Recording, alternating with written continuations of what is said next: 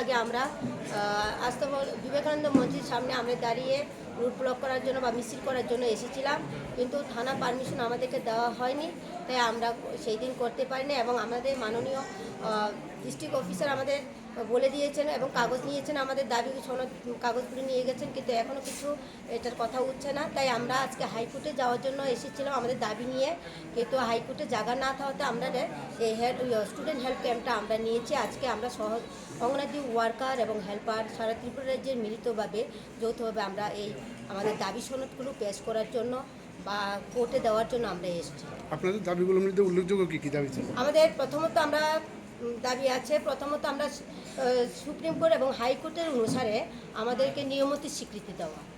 2 নম্বর হচ্ছে আমাদের সমকাজে সমবেতন দেওয়া। 3 নম্বরে আমাদের গ্র্যাচুইটি প্রদান করা। 4 নম্বর আমরা সব সরকারি কর্মচারীদের মতো আমাদেরকেও সব সুযোগ সুবিধা দিতে হবে। এবং অবসরকালীন আমাদের ওয়ার্কারদের 10 লাখ টাকা এবং হেল্পারদের 5 লাখ টাকা করে আমাদের দিতে হবে। এবং আরেকটা আমাদের গুরুত্বপূর্ণ হলো 1 বছর অন্তর অন্তর আমাদেরকে সুপারভাইজার নিয়োগ করতে হবে, কারণ 10 বছর 15 বছর পরে করলে আমরা মানব না। আমাদের প্রত্যেক বছর অন্তর অন্তর পাস করা আছে ওয়ার্কাররা সুপারভাইজার প্রমোশন দেয়, আমাদেরকে দেওয়া হয় আমাদের লেভেল থেকে, কিন্তু দেওয়া হচ্ছে না। আজকে অনেক বছর যাবৎ কোনো সুপারভাইজার নিয়োগ করা হচ্ছে না বা প্রমোশন দেওয়া হচ্ছে না আমাদের থেকে।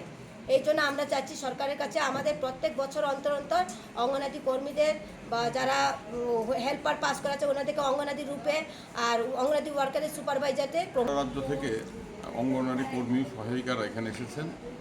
তারা তাদের দাবি সনদ, যেটা আপনারা শুনলেন, কল্পনা করেই বললেন, সেই দাবি সনদ আদায়ের জন্য তারা কীভাবে আগামী দিনে এগোবেন সেই সম্পর্কে সিদ্ধান্ত নেওয়ার জন্য এখানে তারা এসেছেন।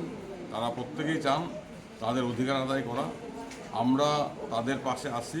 আজকে এখানে বসে আমরা আলোচনা করে ঠিক করব আগামী দিনে ত্রিপুরা রাজ্যের অঙ্গনওয়াড়ি কর্মী সহায়িকারা কোন পথে এগোবেন তাদের ন্যায্য দাবি, ন্যায্য অধিকার আদায়ের লক্ষ্যে।